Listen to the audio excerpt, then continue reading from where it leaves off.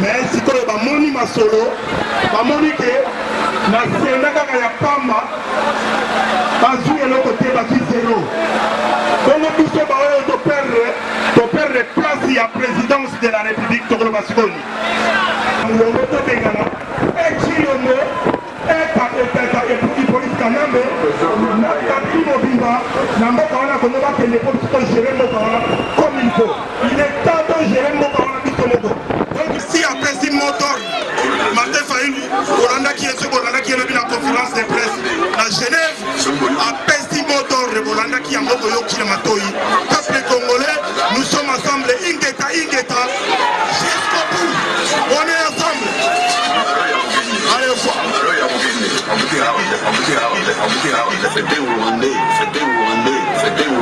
Je voudrais voir ce gouverneur venir m'empêcher de faire Chanel Ataïa Avantageuse, na Epsaki Bino, na cluboriginal.com, na émission Caramel Goût, Tozalia, na Château Rouge, na Paris, Toyokolanda marche à combattant, pour na Monsieur Fayoulou, Ndemino Bozomo na mobilisation, Zalia, Makasi, marche Zali, Makasawa, Tozo Tuna, Tuna Moro na Moko. Pour la mobilisation, il y a M. Fayoulou, Néreni Nezoleka, pour la Nini Bayolelo, Bana Paris, Bana Londres, Bana Belgique, Moukilimo Bimba, Bayoro Sala marche Zali pour par rapport à quoi? Tozolanda, grand combattant. Bonjour papa. Bonjour papa. C'est malheureux. Oui. Otalabino. Ce sont des pays. Les grands combattants, combattants et sauts, Azali Awa Yemoko. Bonjour papa. Ouais, bonjour caramélisé, bonjour en tout cas. Tokuta sur Paris. La Monique Tokuta à Paris, le mouvement veut mettre ça Makasi Awa. Ouais, toye pour marcher toujours comme d'habitude pour la vérité des urnes. Donc on ne va pas lâcher parce que les droits c'est les droits. On doit se battre pour notre droit. Notre droit c'est quoi? Le peuple il s'est exprimé aux élections à Kinshasa. Mais comme Baïba Kibiso, c'est pourquoi on ne va pas lâcher. On doit récupérer notre droit qui est la vérité des élections que Martin Fayulu a gagné. Si vous marchez et reçu mobiliser côté non, ça la marche, tu es à Paris et en Belgique. Tu as comment tu as Martin Fayulu, mais comme tu es une communauté à Makasi paysan à Paris, il faut Martin Fayulu à marcher, na peuple, à la peine à peuple à Paris. Donc le Martin Fayulu au marché nabiso. Na Château Rouge. Oui, mais tu es na Château Rouge après tu marché na place de la République. Na Monique le vraiment ba combattant boza vraiment na kanda makasi mais ezali pona nini.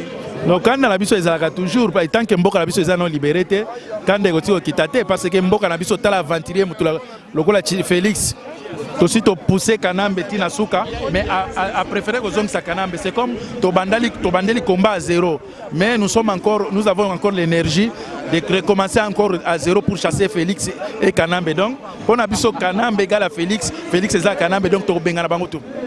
OK. C'est ça. Merci, commandant Esso. Merci. Nous allons continuer. Merci. La place de la République. Ok, merci beaucoup. Nena Lobaki, on a mis les grands combattants Esso, Tozo Landalanda, Toyo Baba Mobilisation, Nengazali, combattant Bazo Silika. Bonjour papa. Bonjour. Oui, na Monique le lot marche dans ma casse awa.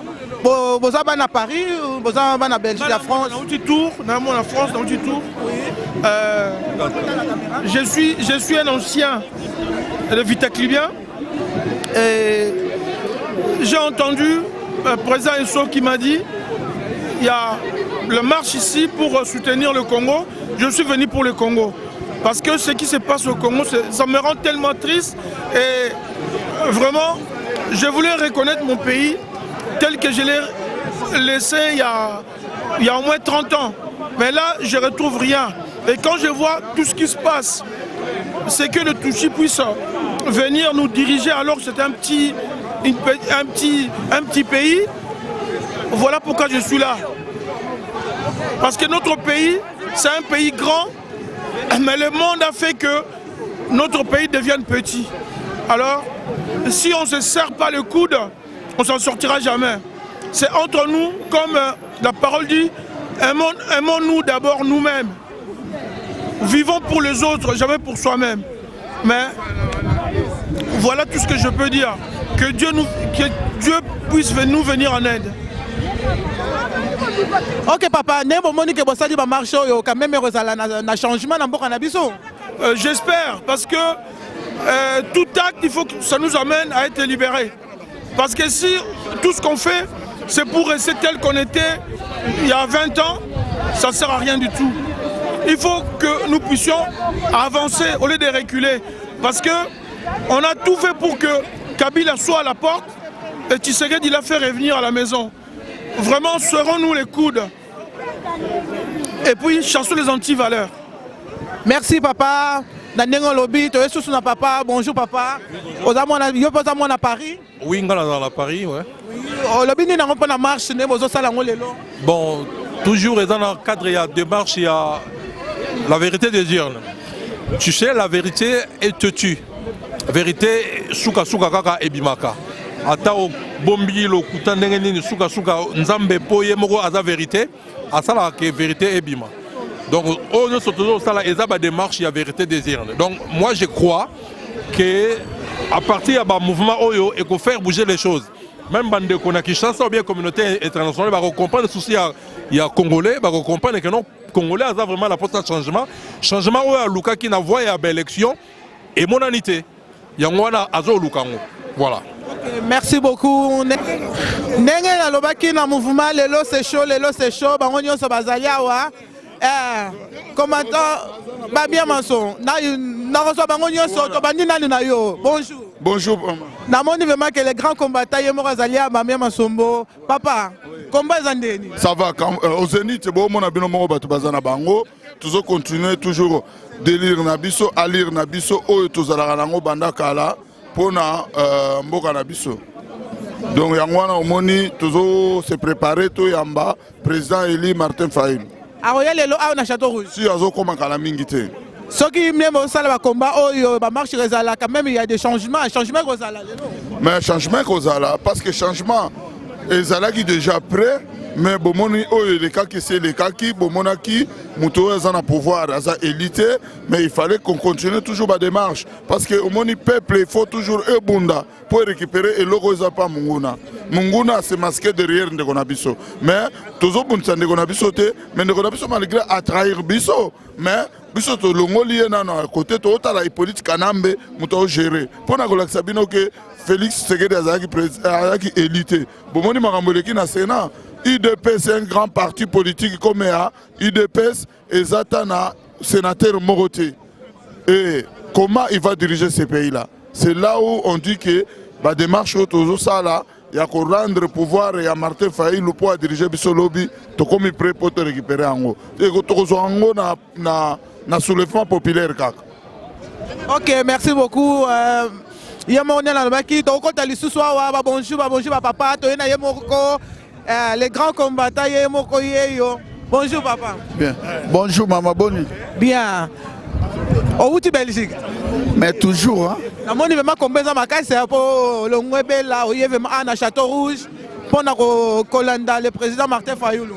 Non, c'est le Congo tout d'abord, maman. Au moni, tozo bundeza bitumba ya motote, za bitumba ya mabele ya nzambe. Ya au moni ta on a bandaka na baka. Le Kumezon n'est pas Dieu tout puissant. Les créateurs de la terre. Biso tozabe kela mamutute. Tozabe kela moyanzambe. Au moins sur la Congo tu comprends que mabele nzambe. Mutomaka osakana politicien moko passer moko musicien akosaka na peuple te peuple congolais fait bayeba civisme bolingo ya mabele eloko esalinga na longwa awa eza bolingo ya mabele après na kata mabele eza na bato nzambe atie lokola bafailu nzambe tosoutenaki ye peuple asoutenir comme président yango toye kosoutenir ye Papa, so de longwa na Château Rouge et continue tu vois. Tina place République. Martin Fayulu Roloba. Ouais, elle a un message à repasser na peuple congolais, elle a un message où il y a un peuple congolais et de toute façon Martin Fayulu Azolo Bakara retourne à un soulèvement populaire. Biso ne diaspora to mobiliser ma famille na biso.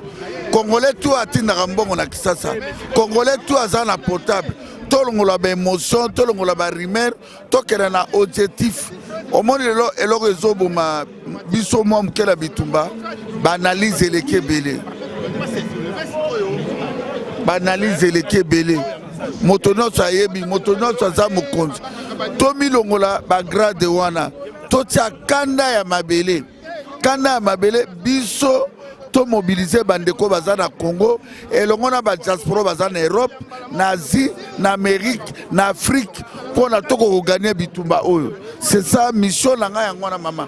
Nga na bundaki po to sala théâtre te. Nga na bundaki po mabele za la libérer. Soki tala tonga token metango ndoka mwana mobale otilomba ye. Ale bambongo menga bande koleka koyebisa bino ke Félix azala bino te. Félix ale bako. IDPS bada obundisanga bino tu bovandaki silence ah ngana Félix nana bimindoki lelo bato ya IDPS bakomolela mais bango moto bana pouvoir il fallait bakele misala na baonateur na basi yoboli moto na pouvoir à marchak donc eza ba distraction il fait très vite ba diaspora to bengana Félix Tshilombo na ba Rwandais bakeni. C'est ça le problème. Ok, merci. Yemoko Boketo Oyambo, Awuti Belgique. Aye awa pona masolo kaka ya combat na esilité ba combattant bazali vraiment fâché balobi que non Moussalane et l'une des alliés Martin Fayulu, ils vont continuer toujours avec Martin Fayulu. Papa bonjour. Bonjour maman. Maman to bundara pona mboka. Toye lelo abison surtout to soutenir président élu Martin Fayulu. Lelo ndenge to alia Toro wakuna ngambo bangona bango bakomi koswana bakomi kobunda bakomi sala bo tant to lobana bango mutu mo ndinga bisote to zaka batu mabete nzone bazobo sala ke biso surtout na bango to batuka ya mboka moko wana tant to zobunda pona Fayulu te to zobunda pona Tshilombo te to zobunda ne tobenga na batu na kati ya mboka na biso mabela nze mabela bakoko na biso mama to ko tika yango na maboka batu musute batu ba monaka pasi bana ba monaka pasi ba mama bazo kufa ba viol partout. En tout cas, c'est un mingi na musala bino boyo sala quand c'est biso pour l'école na biso. Na sengi no merci maman. Na pesi ndeko na ndeko parole ndeko na ngana pembe na ngaya. Papa bonjour. Bonjour maman. Olobi le maman libolo maman muke pour na biso awa ndenge boyo to sala ba marche ne boyo sala ba marche pour na combat ya élu ya président na biso Martin Fayulu. En tout cas, combat est important pour na mutunyon so pour na congolais tout parce que zali intérêt ya peuple. Bon, biso to sali moi makambe belé na mboko yo nga naza producteur JPM production donc na organisé ba makambe belé tina kin naza la licence ya producteur. Alors tango ekomi intérêt ya situation ya pays yango monitoyer biso nyonso awa pour na ko soutenir peuple na biso na souffrance oyo bazo souffrir na manque ya transparence ya démocratie. Ok papa, merci beaucoup. Ozali on va à Paris, on va à Paris. Merci beaucoup. Bonjour papa, bonne nuit. Bien maman, bonjour. Bonjour. Le maman liloba pour na marche à l'élo. Bon, marche à l'élo, tous autres alisa na mukili. Ouais, marche à l'élo, tous autres alisa mukili. Comment biso peuple congolais, tous appellent na posa mboka na biso. On a posé la vérité. Tolingi l'okutate, tolingi moibite. Bon, nous sommes à la caméra. Bon, souci na biso ezake mboka na biso et c'est pelisa pe biso. Tout le monde a fait changement makam. Tozo talisa bitumba Martin Fayulu ya vérité désir. Normalement na o elekani to monani que Félix a voté. bavota ete ponani. Comment imaginer que IDPS abimisi président de la République azokoka kobimisa ata 40 députés. Comment imaginer que IDPS abimisi président de la République aza ni majoritaire ni na parlement aza ni na sénateur moko aza na 12 députés bakoki pe kobimisa même sénateur moko te 12 députés nationaux yango wana tozotalisa bakongole bagene oyo balamukaki lelo batelemi batumbi na permanence ya IDPS bitumba wana ekontinue bongo biso mpe tozobunda awa ti vérité kozonga Kabila akangama mende akima mboka aya na réfugié oyo biso toye Kimbuta akima mboka aya na réfugié oyo biso tozali tozosepela kozala baréfugié na mboka oyo te eza parce que mboka na biso pasi eleki oyo nakoloba yango wana. Ok, merci beaucoup. Tonge nozwa baoto balati ba vrai combattant balati ba tenue ya combat awa nde balobi ke awa lelo nde eza koyinda ya des combattants ya ba lelo oyo ba soutenir. Papa, bonjour. Bonjour maman. Combat eza ndeni? Mais combat eza super kitoko maman. Biso toza toujours liboso to kolembate. Ceux qui n'ont pas payé la liberté, biso le côté qui a payé qui n'est pas boité maman, donc c'est pour cela que tozali awa pour to dola que tozali ka kubundela mboka. Voilà maman. Ok, ndenge za boye ndongo yo mozo moni la papa. Na kati ya combat oyo nde bino mozo moni oyo. Situation nene eko continuer ndeni. Situation est continue toujours puisque pays en liberté donc on tikate sur le tikna na kosala musala oyo. Ya musala oyo nzambe atindi po biso do sala. Ce que tu yango mutumsa kosala ngo na moni azalite. Biso ne va peuple nous libérer pays na biso. Donc voilà, c'est ce que je voulais vous dire. Ne mozo sala marche le changement ezala quand même. Attends que balobi que président Martin Fayulu azali awa azo déclarer ba faute na ye, azo déclarer yende mutazaki élu comme président. Les bino nyonso ba na poto bo sali combat bo sali nini pardon na bolim sanga. Ne bo sali marche le ndenge za boye quand même changement ezala na mboka na biso.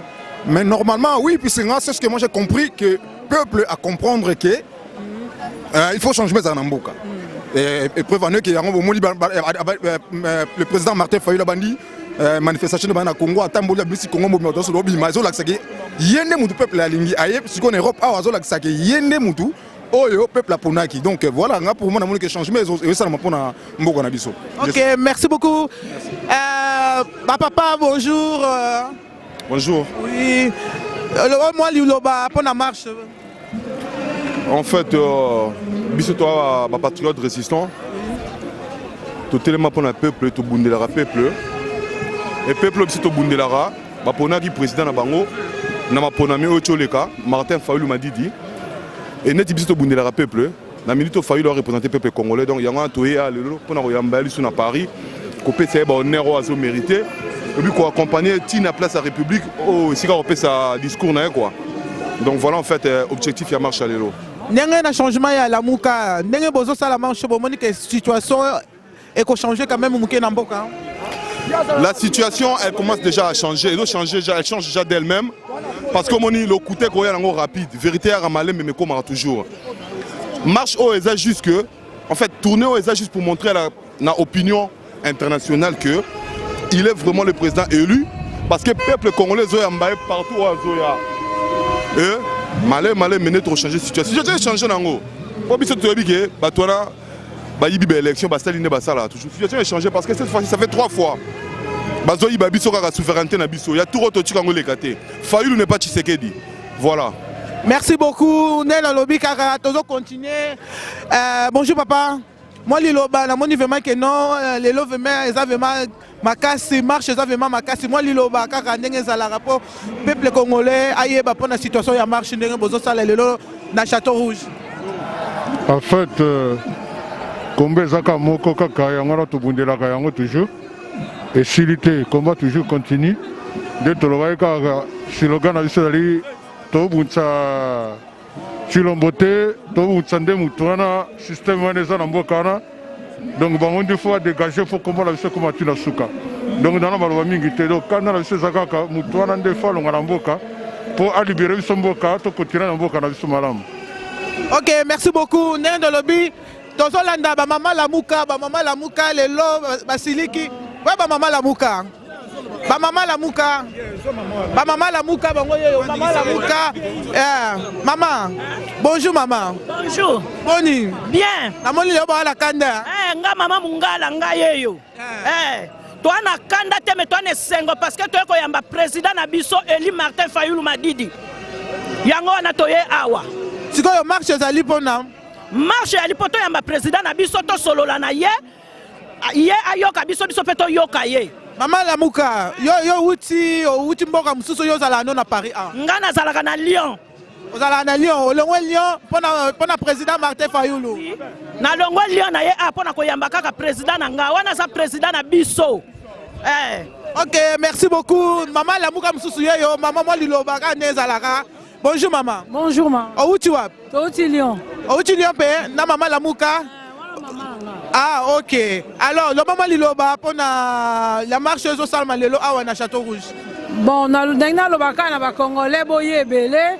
Mboka na biso eza na maboko bapaya so biso moto bundeli mboka na biso te bato babundela biso baza te yango tosangani po toyamba président na biso mwana mboka Martin Fayulu yango tosangani bamama boyebele yoko nazala lobaka yango wana. Ok, tokende mwa liboso toluka mama ya lamuka ndenge ezalaka.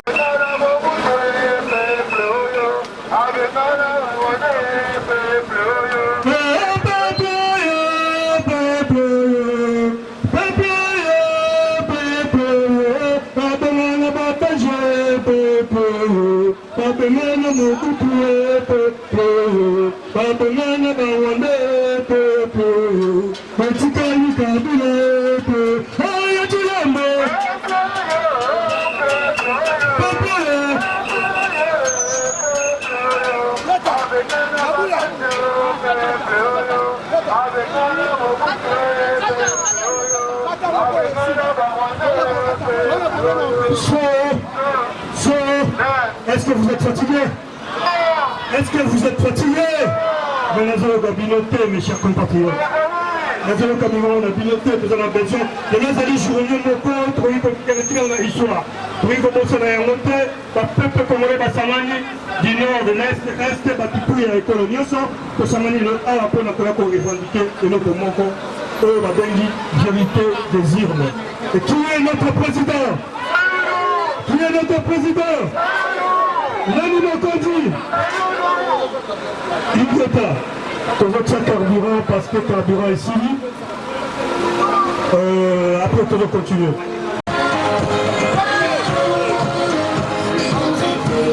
Azali tomati awa likolo binomo bozomona peuple azana mouvement toye awa tosolola na Dieta Kabuya la grande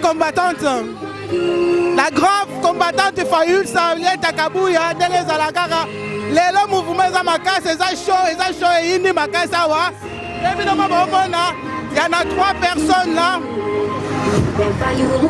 Bonjour, la combattante Dieta Fayulu. Fayulu c'est 100%. Martin Fayulu Madidi. Dieta Kabuya la combattante Fayulu c'est 100% Fayulu. Toza awa na yeko yamba président nangai.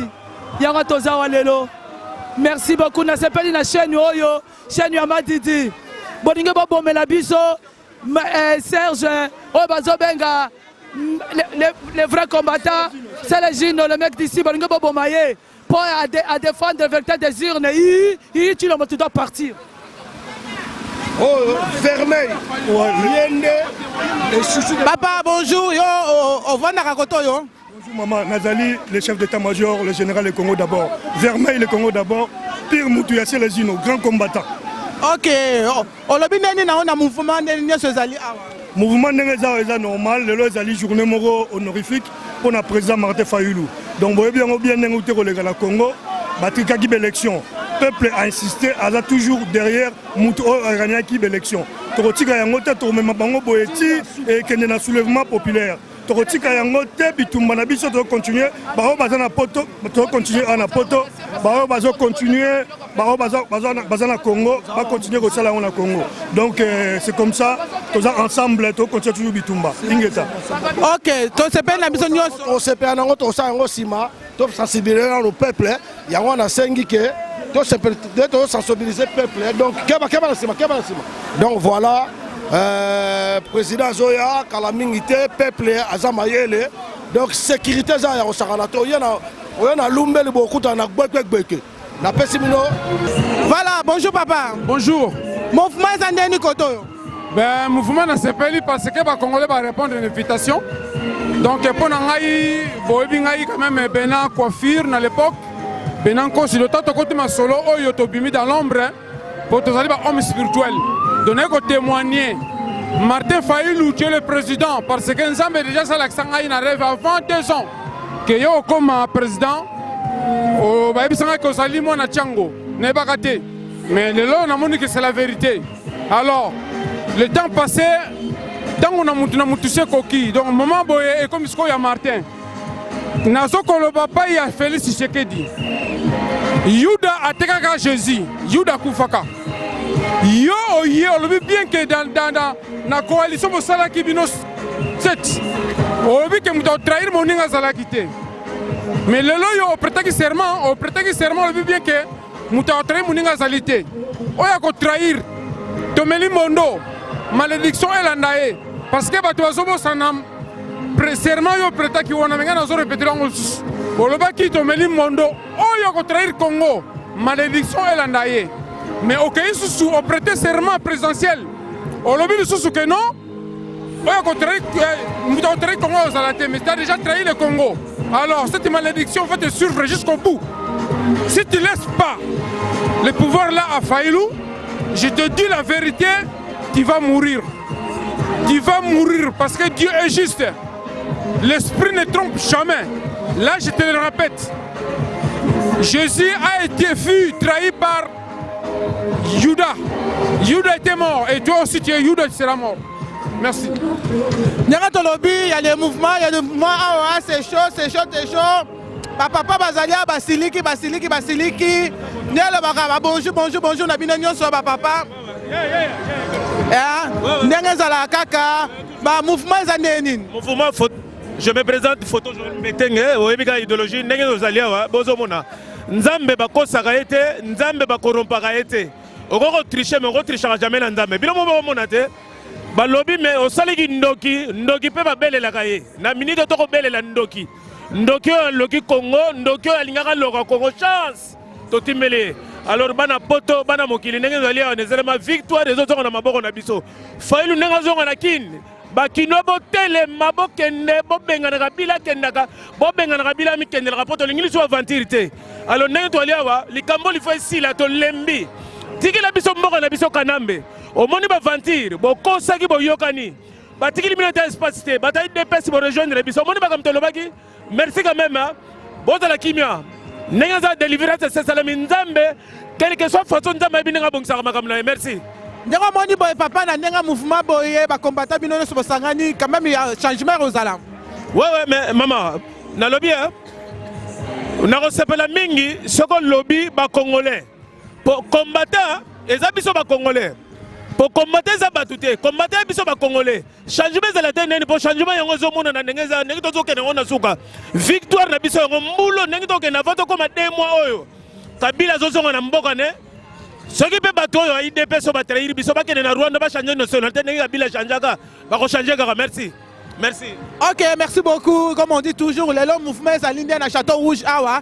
Bonjour papa. Boni. Malamu tozaka pona côté les méthodes yamba président Fayulu quoi qui se gagne à regretter na atio sali anoko tala siko na seno support c'était pour beti libanda Kabila nga ki mana déjà parce que na pas ça kendete parce que da coincer pour chader nga le kana pouvoir tala mambo sali qui se kedi de le regretter pe ba Kabila odie so dans to combattre Kabila te to panzara masque zana to mona Kabila bimba mna je suis là qui ngaka to lia yo toi ba Congolais Congo qui partie à nous. Oh, qui m'a Kabila. OK, merci beaucoup. Nena lobi kaka ba mouvement za makasa wa ba mouvement za makasa oyo ba combattant na ba mama la muka ba siliki le londe Martin Fayulu na kati Château Rouge jusqu'à la République. Tozo yamba bango moko. Bonjour papa. Ouais, bonjour maman. Mbote. Mbote maman. Ouais, santé za malamu mingi. Ouais, mouvement vraiment za makasi tolobaki kaka vérité désir mais yango tozolanda toujours Martin Fayulu pour la vérité désir mais On est des Congolais, on défend notre pays, on défend notre Congo parce que tous les gens mindele, gilets jaunes, parce défendre Mboka na bango. Et pourquoi pas nous les Congos, on défend notre pays et notre patriote Congo. On est des Congolais, on défend notre pays toujours. Tous toujours Simaya derrière Martin Fayoulou comme notre président de la République, tous défendre toujours Ingeta toujours. Tous à Paris, na France, na Château Rouge, tous défiler pour la cause noble. Papa, vous êtes en France? Oui, on va à Paris, on va justement en France, à Paris, dans un Paris 13e, donc nous avons plein de Paris, centre Paris. Voilà. C'est comme mouvement des hommes, Martin Fayoulou, il y a les combattants, il y a changement et quota. C'est ça, notre souhait d'aller changement et quota, notre souhait d'aller changement et quota parce que nous vivre vraiment, ça dit la souffrance. Nous avons vraiment la souffrance, on n'imaginez pas. Tshisekedi Azali Congolais, on voulait de Tshisekedi, mais on voulait la vérité des urnes. Si les Congolais à la vérité des urnes, pour qu'ils soient sur Totambola dans 3 chemins. Tous à peine dans le pays, dans la souffrance, dans la liberté totale, dans le pays, est vraiment au pays des droits. Net au vivre en France, dans le pays des droits, tu ne vivre pas dans le pays des droits. C'est ça ce qu'on voulait. Ok, merci beaucoup. Bonjour maman. Bonjour. Bonne. Ça va bien. Au moins, on est pas dans le mouvement de ah, mouvement bien, tu es la Martin Fayoulou, tu es appuyé dans Bisso, c'est le président de Bisso, tu as cliquage, tu as Martin Fayoulou. Donc, tu as l'accès comment tu as Azala, Namboka Bisso Congo, à diriger Congo, parce que le peuple congolais souffre, tu as souffrance, donc tu as besoin de qui vient au Congo. Au moins, à part le Nini, la marche, peuple Rosala, bon, on a changement, quand même dans Mboka, non? En tout cas, décision de Bisso, changement. Si on est là, pour tout le monde, a changement. Parce que changement exact, ça fait un bon moment. Le peuple congolais a souffert, Tolingi Moutou Oyo, Azamwa Mboka, Oyo a trahir Bissoté, pour Mboka Bisso qui est de Liboso, Tolembi, souffrance. Ok, merci beaucoup. Nous sommes à Château Rouge. Ah, bonjour papa. Bonjour maman. Bonne. Ouais, ça va. Nous avons un mouvement italien, on a un combattant boyé. Ils ont par rapport à quoi? Oui, tu es pour la Mboka, tu es Congolais. Ndenge Mboka, ils ont bien été, tu es pour la marche. Tu es Congolais. Tu as vu que le président Martin Fayoulou, Camille Tazokota, Awa, ceux qui bossent les combats, changement que vous avez dans Mboka? Oui, toi qui es dans le Souka, pour le président Martin Fayoulou, il y a gagné l'élection. Il y a une marche, tu es dans le Souka pour avoir place, avoir bon na. Tu es dans le Souka. Ok, merci beaucoup.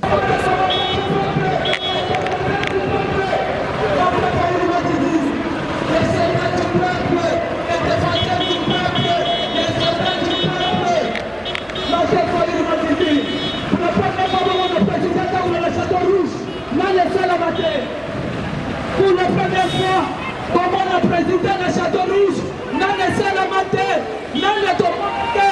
Et il y a un événement.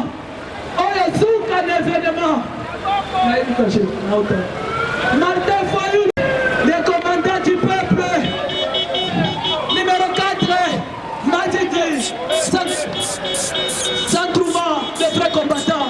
Merci pour le commandant. Les combattants du peuple, mon président, l'ami de Jésus-Christ, l'ami de Dieu, Martin le défenseur, les sauveurs du peuple.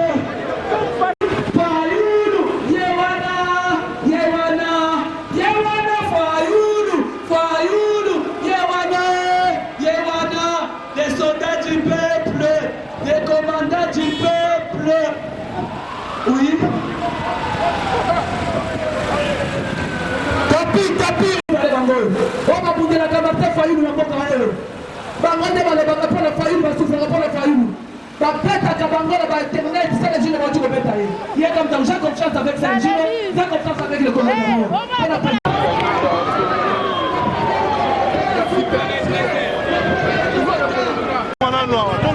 S'il vous plaît. Mais longola bango, papa.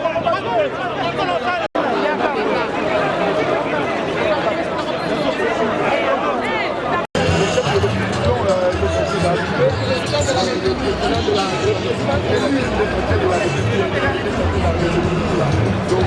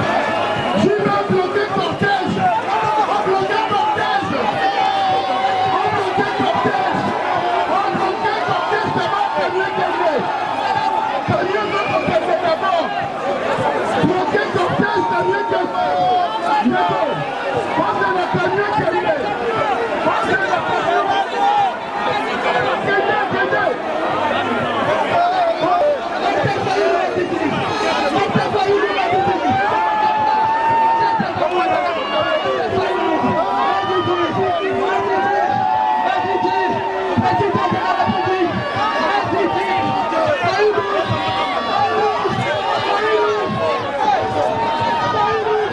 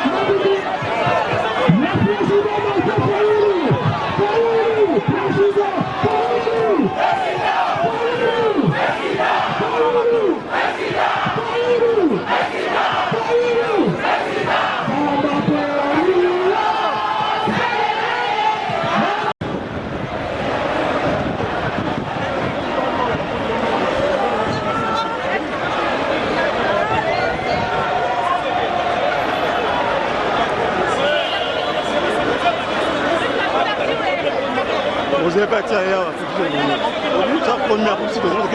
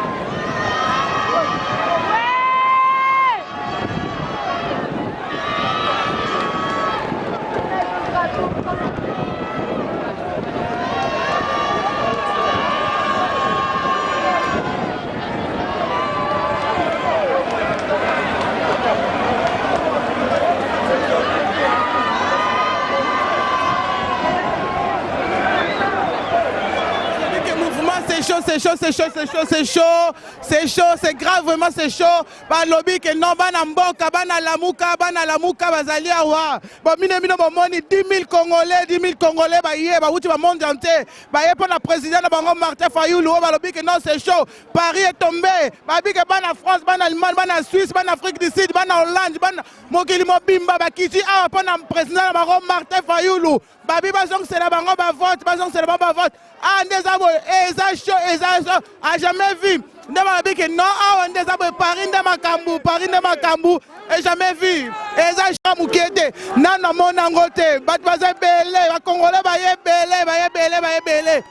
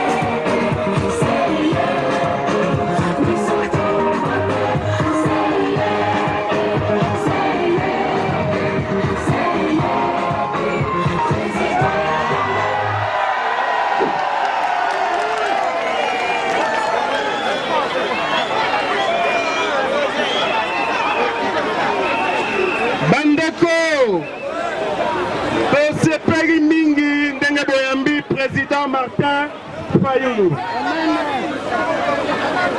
Alors, na ngonga oyo, na kopesa maloba, le soldat du peuple, le commandant du peuple, le gardien du temple, l'homme le plus honnête, l'homme intègre, le président élu de la République démocratique du Congo.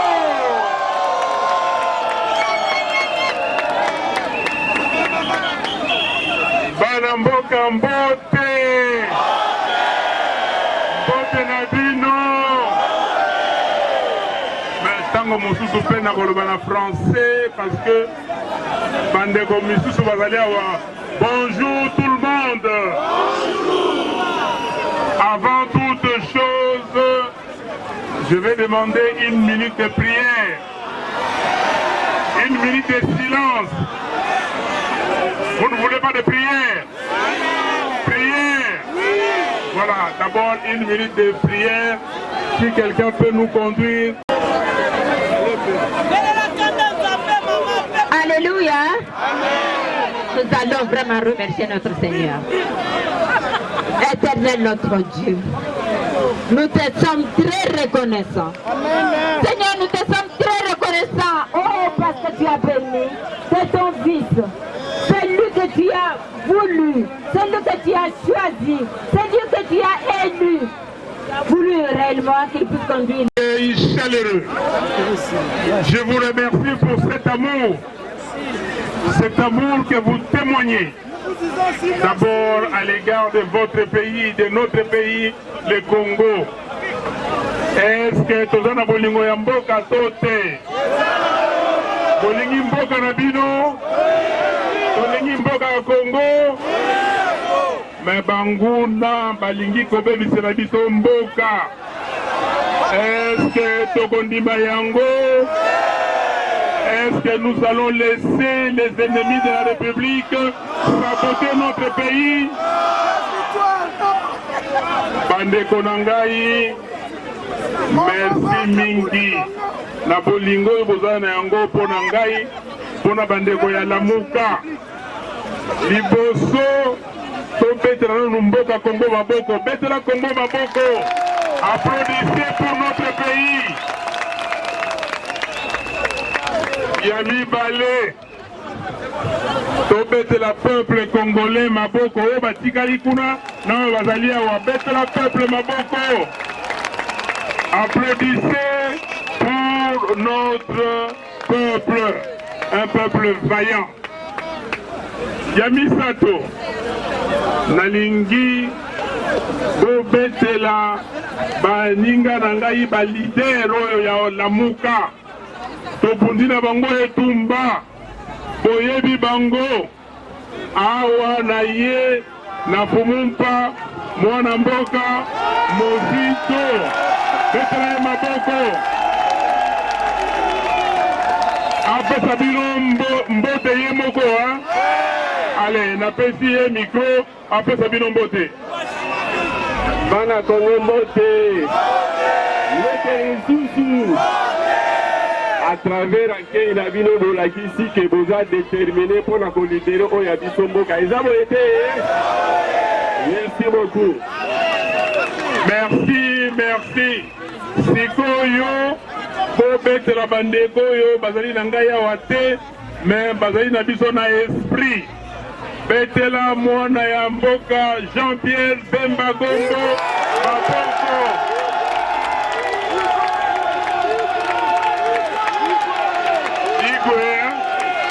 Koveteli maboko azakola na bino en direct. Merci ezali esengo kozala na bandeko baza kokanisa yo. Sikoyo tobetela mwana mboka Moïse Katumbi Chapwe maboko. Betela ye maboko. Merci azali pe kola na bino lokola Yami Sato. Betela ndeko Freddy Matungulu, le professeur Matungulu Maboko. Merci. Sikoyo, Tobetela Antipas Mbusa, Nyamwisi Maboko. betela pe sénateur Mabaya Maboko ebongo mama na biso bobosani ye kombo na ye nani kombo nini betela ye maboko miakasi bandeko na ngai na ye awa po na liboso kopesa bino melesi mingi. Merci na makambo oyo bosali, merci na ndenge bobundi etumba ya libération ya Congo nanu esili te, me tokolonga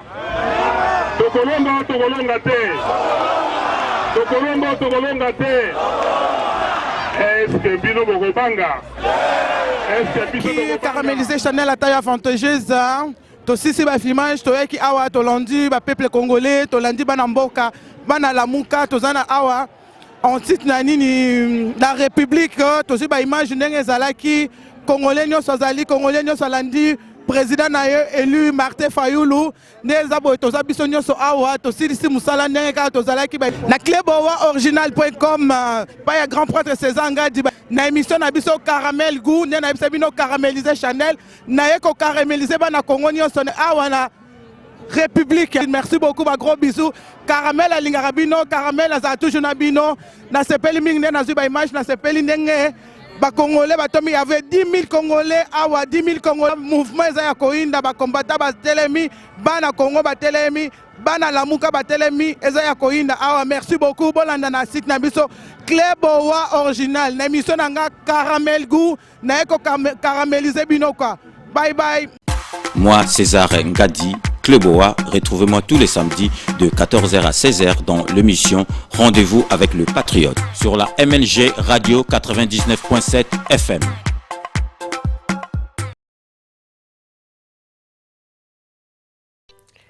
Avec Sepela TV, besoin de Okima Banyongo ezate.